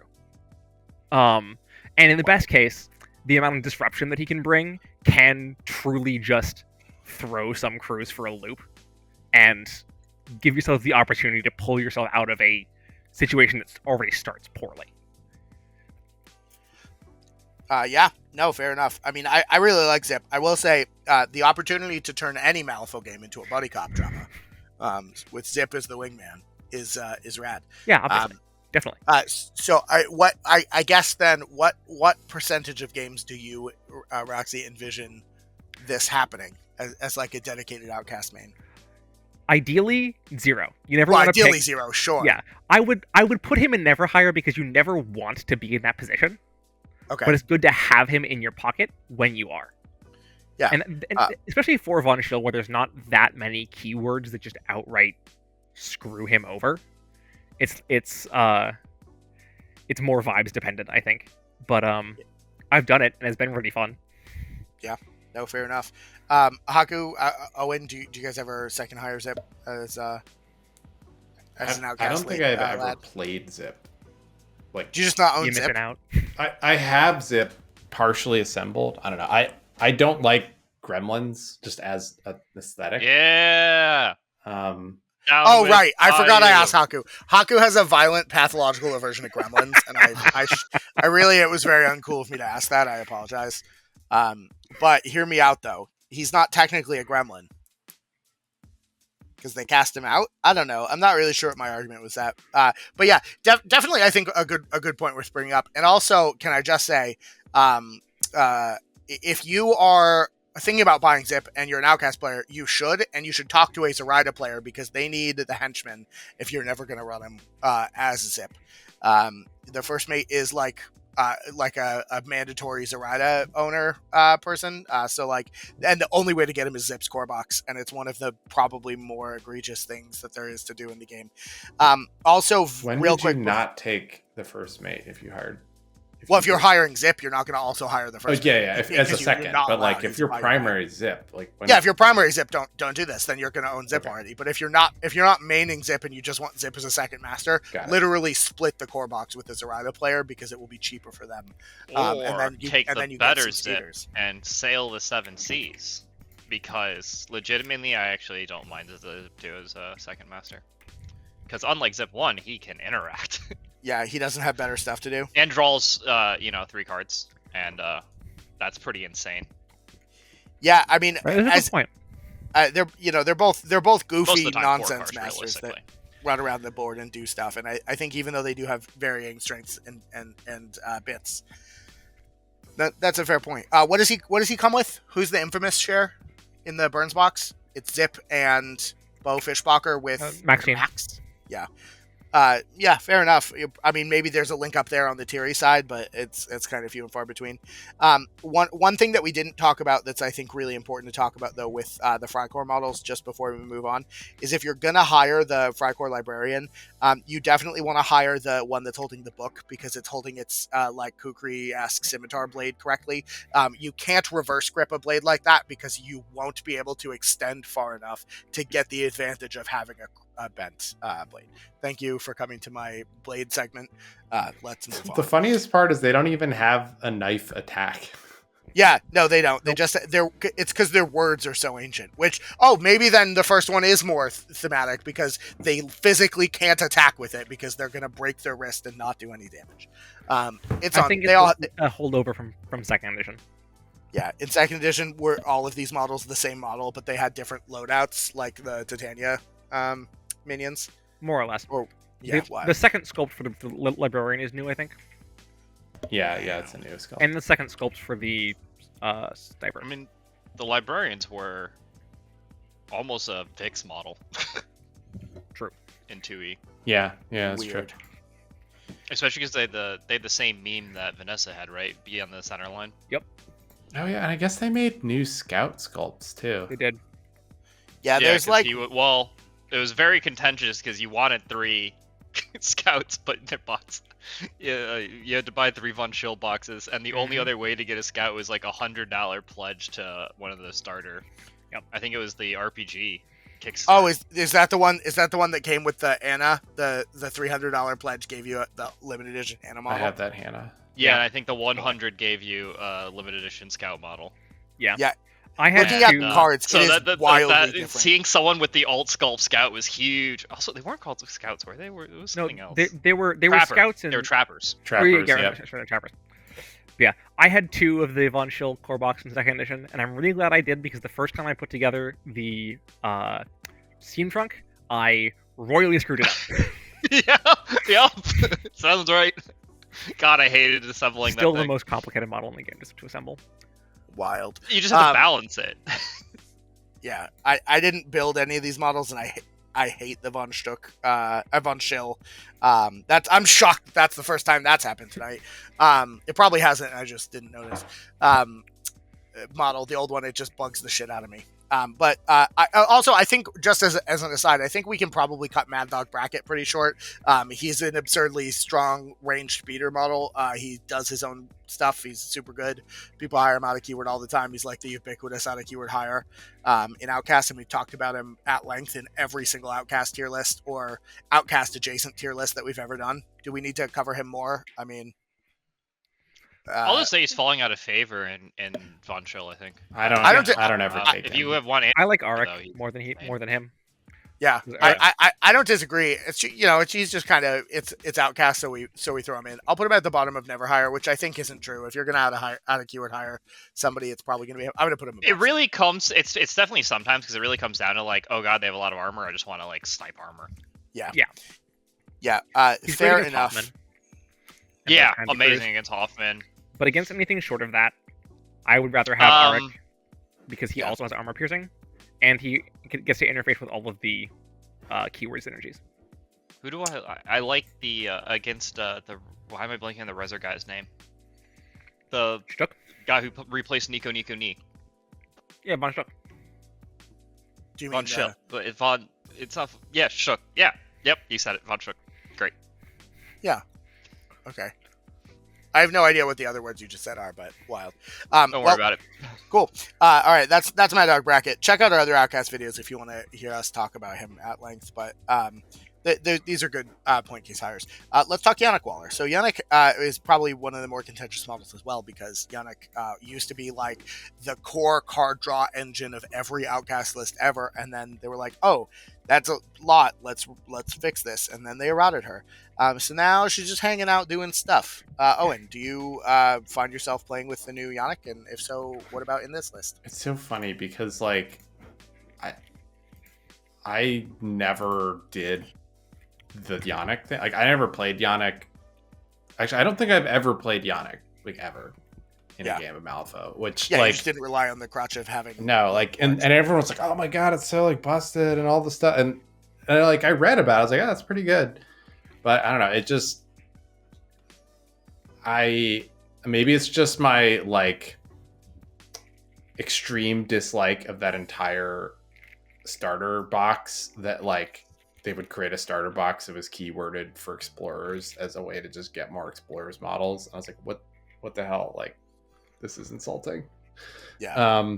But yeah, no, I don't think I've played. I think I played like one, maybe like demo game with the starter set models, but I don't think I've ever played any of them. Yeah, like every event I've ever worked for Weird, I've run like 20 demos with this box. Actually, not Gen Con this year because they didn't bring it, but yeah. Yeah, fair enough. Haku, what do you think? Yannic? Do you ever do any of the Yannicking? Probably not. I mean, Democratic Collections is still really good. Her gun's fine. But now it's just meh. So, yeah, the answer is probably not anymore. Yeah. Cool. Roxy, what do you think? Yannic? Yeah, I have tried to make her work post errata. I definitely agree that pre-errata she was a little bit broken because she allowed you to draw so many cards every turn. I am a little bit annoyed with how they errated her. I have always thought it should have been remove a scheme marker instead of discarding a card.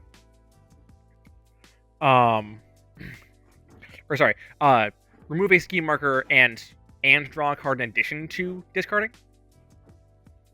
Yeah, as opposed to what it used to be was it was instead of discarding, draw. Yeah. Yeah, remove a scheme marker and draw. And now it's just remove a scheme marker instead of discarding. Yeah. There's an incredibly cute interaction between Democratic elections and the Metallurgist's aura, where you can have the armor reduce the damage from Democratic elections to 0, and then still heal with it. Which is very funny, but not actually all that good. So I think the big thing with Yannic to mention her here is that she was so incredibly powerful in the keyword, especially with the engineers and their discard effect. And I think that the perception of Von Schill is still that he's at least in some places endlessly threatening. And you have to be a lot more careful now.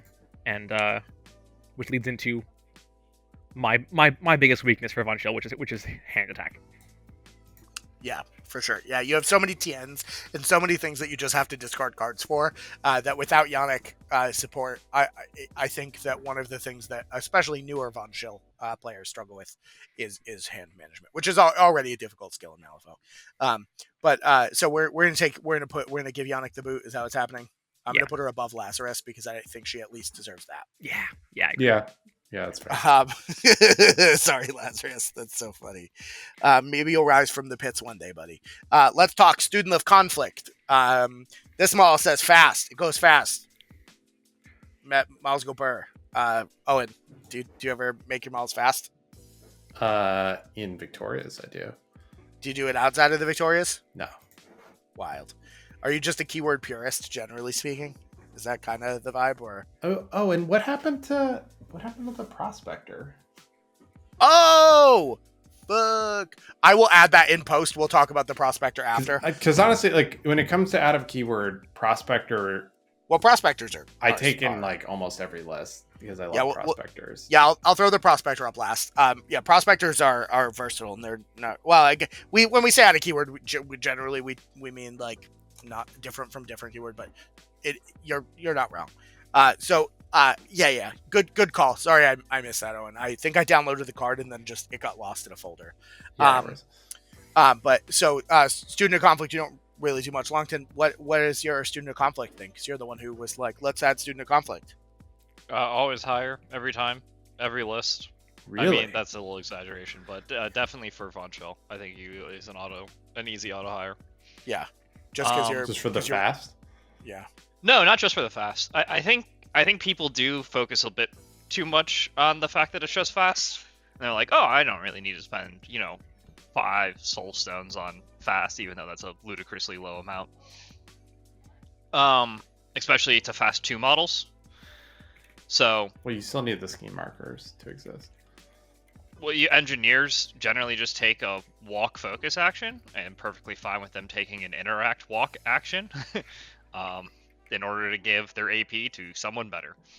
So, there's a lot of people I think who can drop scheme markers, and the next model on the list is also another one of those who does that incidentally. The later turns, it is probably just itself drops a scheme marker fast someone, but who knows? It really depends if you hired a sniper, kept Von Schill back, blah, blah, blah, blah, blah. Yeah. More relevantly, I just think I've Got Your Back is a really good ability. This guy's move 6. It's deceptively long range.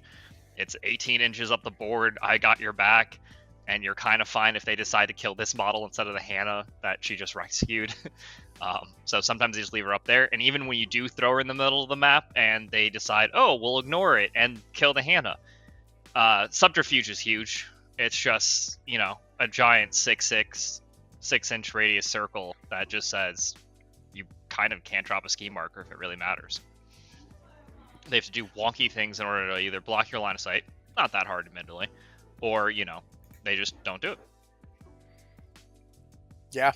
So her actual post turn 1 play is a lot higher than I think people give her credit to, because they honestly just forget she's moved 6 and then the 2 inch at the start phase. So realistically, you can go rescue somebody who's 20 inches away from you. Yeah, you're not wrong. All right, Roxy, do you ever take student of conflicts out of keyword? I have occasionally. I honestly should remember to put her in my bag more. Probably the only reason I don't hire her as much as I should otherwise would. But I just don't agree with everything that Hawker said. I think that the utility after turn 1 is a lot higher than people expect. The other thing I think that is important to consider is that it's more than just having 2 models fast turn 1 and being able to activate with fast turn 1. You can set up very easily on turn 1 someone to activate with fast on turn 2 by having her activate after they did. So they're already at the board, you give them fast, and now they're, not that far because she's only a 6-inch range, but yeah, she's also regardless, 6 though, so you got some range on it. You got some maneuverability, and sometimes that's just as threatening. Yeah. So where are we putting them then? I guess. I put them. I'm legitimately in always. But I know you're in always, but I think you. I'm not putting her above Arik. No, she's definitely above Arik. You're in. Especially because if I'm ever bringing Arik, I'm for sure bringing her, because that means I have Arik and Hannah, and both of them being fast allows them to do some really funny things. I'm putting her 1 slot below the Metallurgist and I'm okay with that. Thingy, and specifically Arik. All right, second to last model, because I forgot to include one on this, and that's going to be weird for post editing, Brandon, but we'll figure it out. So there's an emissary in these here parts, and he rides a big donkey guy. You know the kind. Owen, talk to me about this Hodge-Podge. Fun fact about pronunciation. Gentlemen, very refined gentlemen and ladies say Hodge-Podge. Oh, okay. The Hodge-Podge Emissary. Emissary. I think is one of the better emissaries. Great model, does a lot of awesome stuff. He's definitely Von Schill's type. I mean, he's a model that costs 10. If you know what I mean. I like the emissary. I don't know. I definitely go in like waves of fads of using it or not using it. I've been on a downswing. I haven't used the emissary, I don't know, in the last year of games, I don't think. But I used to take it all the time. So I don't... The 10 cost for me is tough in the Von Schill crew because a lot of his stuff is more keyword oriented. So personally, I don't take the emissary in Von Schill. I prefer emissary in things like Leviticus, Victoria's. Oh yes, yeah, that. Yeah.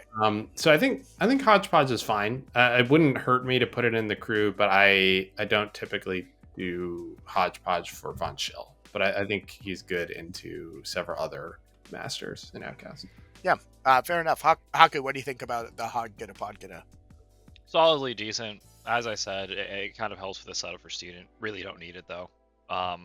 It's nice to give regen to Hannah. Yeah. So that's always nice. The healing is decent. The model's just, will never be a bad model. Sure. But it just isn't as needed anymore. Yeah. So I think nice, we've seen her value slowly start chipping away to the point where she was close to an auto-include, and now it's just like, it's fine if you don't hire her. Yeah. Roxy, do you ever hire the Hodge-Podge? Yeah, I really, really like the Hodge-Podge Emissary.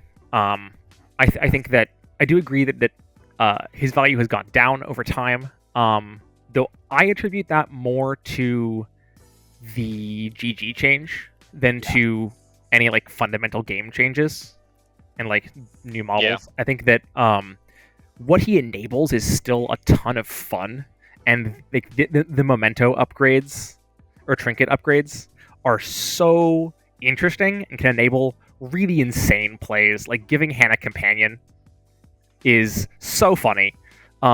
Giving Von Schill 1 functionally regen 2 is so fun. But especially in this GG where we're kind of incentivized to spread out more and interact more, while the free scheme marker is really nice. What you lose by not bubbling around his little 3-inch bubble is, I don't think he's worth 10 stones if you're not using everything on his card. And in this GG, it's really hard to do that. Yeah. So, yeah, and I love the model, but yeah, I think you often find yourself as well, like you can't grow into him, right? Like you want him there at the beginning if you're going to hire him at all. So like the pipe dream of paying 4 less stones is just dead. And I don't know. I like Hodge-Podge. I think I would hire him sometimes, but I have never had an occasion to when playing any of the Outcast crews that I regularly play. But yeah, I don't know. I own him. That's a thing. That's a strong rec. Yeah, like I said, I think he's can be good in Leviticus to help fuel Leviticus's self-harm. Sounds terrible. That's terrible way to say, but also then to give Ashes speed 8 and the Desolation engine faster, like a lot of fun. Having Schill 1 be move 7 is really fun too. Yeah. And it's still great for Hannah. I mean, now you teleport in with, move 6. Yep. Sure. Definitely. All right. So, lastly, I think we should talk about the Prospector. Well, we should put her on the board as well. Oh, Probably yeah. Tapa sometimes, I think, would be where I would put her. Yeah?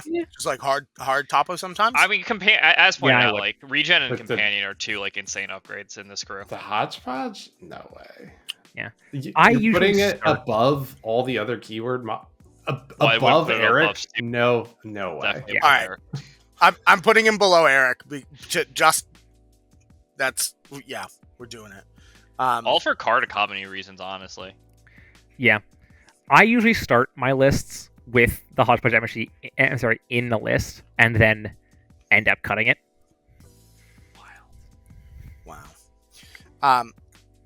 Wow.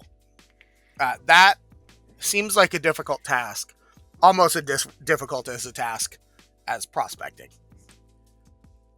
That was a terrible segue. It's fine. I'm keeping this in. Prospector. Yeah, these guys make soulstones. Owen, talk to us. Prospecting. You love to do it. I typically bring Prospector in almost every Outcast list that I bring because you get almost all the stones back. I usually run a very light stone cache anyway, and I'd rather have another model that's filtering or potentially drawing cards. But actually, I was looking back through my lists from the last bunch of tournaments I've been to. The last time that I took Prospector with Von Schill was a Captain Con 24. I think now with Tunnel Rats out and other models, I think it's crowded out a little bit for me personally in Von Schill specifically. But I'll still take Prospector in most other crews. I mean, this is actually the reason I don't hire like Freikorpsmann or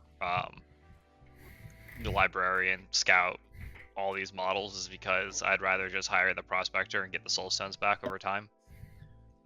Extra card draw is huge as well. Not that you're going for it that much, but you debate it every now and then, depending on the setup. So I mean, they're just. I mean, obviously they're kind of worse soulstone miners, but soulstone miners are insane, and these guys do a very similar thing. Yeah. So in Roxy, what do you think about these guys? I think they're good. I enjoy the keyword synergies that Freikorps has enough that I end up not hiring them all that much. But I hire them a ton in other keywords, and I have hired them and they work really well in Freikorps. Most relevant note that I have is that Shill 1 can give them upgrades because they're a non-beast minion. And that's really, really useful. But otherwise, I really like them as backline. Like, I view them as defensive models. I view them as models that want to kind of sit behind where a lot of what's going on is and do things like remove scheme markers to prevent enemy scoring. Whereas a lot of the other models in the keyword I would look at as more aggressive models. So like if I need something to sit back and like vote on my own ballot box, or something like that, I love these guys for that. Yeah, agreed. Worst case, usually they cost 4 stones if your opponent kills them late turn 2. And that's a really good deal. Yeah. Well, okay. Well, riddle me this then. Which of the prospectors do you normally hire? Is it the pipe lady, or is it the like both hands on the axe, or like the sort of thin? I like the scrunkly old man personally. Yeah. I think that if I remember correctly, I think the last time we played Owen, I think that's the one that you hired. Yeah. The only one I have painted is the one that you have the art of there. Oh, that lady. Yeah, maybe it was that one then. Yeah. Kieran also one of our locals. He plays them a lot, and I think has that one. Nonetheless, so where are we putting the prospectors? Like, I think they can be sometimes. I will put this model above Arik if you want me to, but I'm not against it in this GG. The problem with this GG and the problem with Von Schill and the reason why I don't hire Arik, you very easily could change it with the different GG, is you just need so many bodies on the board for this GG. You want people who can steal votes from people. You want people who can just stand on the marker and vote. You want people who can stand on the marker and I said steal votes, steal intel token. Is stand on the marker to, be next to it so that you're denying it. So there's just like so many times you need a physical extra additional model. Yeah. Instead of just another big model. So you can have like 2 guys for even cheaper than Arik because they'll pay off their soul stones by turn 2. There'll be 2 of these guys is like 8 soul stones. Sure. So where am I putting these? Above Drachen Trooper, really? Yeah. I would. And since you put student that low below student. Wow. Yeah. I think they are more Wow. universally applicable than the Drachen is. The Drachen is better at its role, at having a specific role. Yeah, that's fair. Yeah. But if you're not using the Drachen Trooper's benefits, they're worth less than the constant benefits you get out of the Prospector. Yeah. And if we ever that's move fair. away from a GG that like bodies are needed, their value definitely drops. Yeah, and I'm sure we will. I wouldn't be surprised if the next one is a little bit less, at least. So if you, I guess sometimes we post like sort of example lists, which it has its pros and cons in Malifaux. I think it's really important to know your crew well enough in the tournament scene to be able to build it on the fly, because you really should be taking into account what your opponent's playing. But as an aside, like if you guys want to send me some lists, I'll put them up on the video now, because it's clear that we all have sort of different approaches. But we've talked about how Von Schill 1 plays. We talked about how Von Schill 2 plays. Haku, can you kind of walk us through what your dismantle plan is when you're coming up against Von Schill, and like what you do to prep for that, or what sorts of things you tend to hire? So it's definitely a lot more awkward now with Hannah. So it's a lot more trying to position models, so you're not giving like a free enforcer to Hannah. So you have to be careful about any 8 wound enforcers. Yeah, Hard to I wound mean, models. to be clear, you skyrocket in mean value.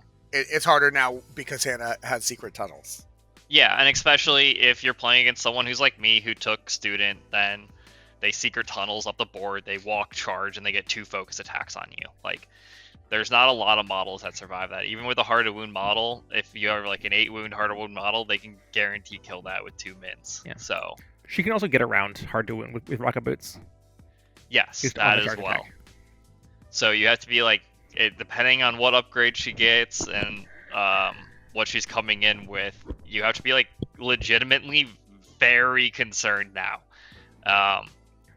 To the point where you're building whole different crews that have tankier models, bigger beat sticks, ways to pen armor, even like, I don't want to be doom and gloom, but even like extended reach starts like running out of value if they took student. A few of these other methods aren't like amazing at getting out. And remember, she doesn't have to like charge you ancient words for just like hitting you for moderate 4 twice is terrifying. And requires the exact same cards as her bodying you for 8 wood. Yeah. So it's something it's just something that you absolutely have to build around from now on. So this could be your own Arik as a counter hire, kind of, except for she'll just place right outside of range. So again, even though I kind of talked in this about wanting more bodies in this GG, you kind of just going to want some really big bodies that aren't going to just immediately die, or you have to have a way to pin Hannah down afterwards and kill her to basically make it so that her going in was worthless. So make sure you try not to give him too great of a target. Give him like a moderate target and be like, fine, your setup is all so you can kill this model. I'm going to revenge kill you now. So keep high cards for going into turn 2, win initiative. All these different like tactics to try to just make sure that what they go in with, you're hitting them back if they're committing that much to you. Yeah. Another way is like closing down lanes. Markers that can actually just hold cloth block lines, ice pillar markers. Coffins. Carrion Emissary, I don't know. Please don't hire Carrion Emissary. But there are different, the concealing different factions markers in are different ways. annoying to deal with. Concealing is a little Severe annoying. is a problem as well. Yeah. Yep. So there's a lot of ways that you can try to like just slow their encroachment, and if you do that, then they're stuck in this really weird limbo position because their guns are pretty meh. They really do want to be forward punching the crap out of you. But Von Schill himself, if they took Von Schill 1, you definitely have to be worried about him going in and just plopping something, especially because he ignores way too many things. But yeah, that's So play Titania, angelize their tunnel rats right away, and then angelize the Drachen Trooper so you don't lose. We Yeah. did it. I mean, Actually, legitimately, it's not bad. Like sometimes the best way to avoid an alpha is just alpha them back in Sure. a different way. Stagger Hannah is super annoying for her. Although she technically can bonus herself, but now she's not tunnel rancing bonusing. So actually, she can do that. Oh right, because if you target yourself with the bonus action, get the trigger to give to clear a condition, then copy your own bonus action and use that iteration to target the tunnel rats, it works. It's so many TNs, but it works. Yeah. Oh my gosh. So never mind. It works for everything but stun. How many adaptive tactics can you continuously do? Infinite, if you can hit the TN. Wow. You can run every condition on her continuously because it's not from a trigger. Yeah. Well, 5 adaptive tactics in a row. That's your challenge from us, the internet. I'm saying the additional actions, not from the trigger. So it doesn't have you can't declare triggers on that. So you can technically infinitely declare end condition on yourself. Correct. Nice. All right. Okay. So sorry. What is it? You need 6s. So 1, 2, 3, 4, 5. Black Joker. That is 21 minus 54. 33. 33 in a row. Adaptive tactics. That's your goal. The internet. We did it. You have to have the Black Joker in your hand. You have to have the Black Joker and in your hand, and all the 1s, 2s, 3s, 4s, and 5s in your hand and or discard pile. You can technically do a lot more than that if you somehow get your mins out of the top of your deck, then go through all of your moderates and above, shuffle your deck, and then keep doing it. Okay, this is the worst bit, and I hate it. So I'm going to cut it here. Thank you so much, I guess, for listening. You guys are the best. Definitely, get in the comments about our awesome guests today. Thank you so much for coming, Owen. I know this is your first time sort of on the channel hanging out and talking to us, but do you got anything to plug coming up soon, or that you want to shout out to the lads and to the ladies and to the other folks too? Yeah, I'll say, definitely come to Nova next year, but sooner than Nova, I want to put out a plug for Captain Con, which is coming up in Rhode Island. I was totally going to plug that anyway. Yeah, so it's a team event this year, and really excited for that. Jesse always puts on a great job. Shout out to Jesse if he's listening. Boring conversation. We did it. We'll link it below. Yep. Rad.